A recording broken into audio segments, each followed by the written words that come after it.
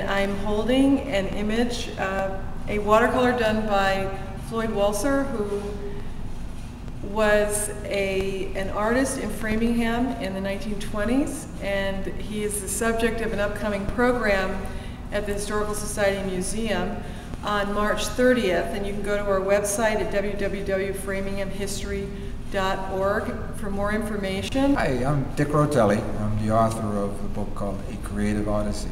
It's subtitled The Story of Floyd and Richie.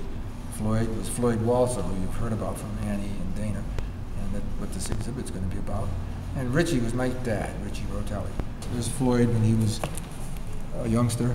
He was about 21 years old. In 1909, he was a cowboy in Texas. And shortly after that picture was taken, he had a terrible accident, a fall from a horse, compounded by polio.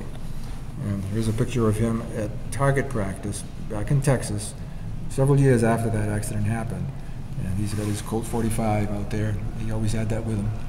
And he lived in a little corn crib house that his folks had put together for him so he could be somewhat independent. And that's the chair that he was in all the time. It was a regular old chair with casters on the bottom. He got around by just shaking his upper torso. Most of the time somebody had to push him to where he wanted to be. And inside his corn crib house, it was filled with books of all kinds, and he eventually got interested in art. One of his little sisters came up to him one day and needed some help in drawing a horse. Her horse looked like a dog, and he showed her how to draw a horse. He didn't know he had that talent. He started a correspondence course in caricaturing, and that's where it began. And that is how Mrs. Green, Madame Edith Rowena Noyes Green of Framingham, first American woman to write light opera, that's how she got in touch with her. How she heard about it. And she sent him a letter and said, "Come, live with my husband and me at our estate in Framingham as our protege." And he didn't want any part of it at first, but she was persistent. So he said, "Oh, okay, I'll go. Maybe it'll only be a year."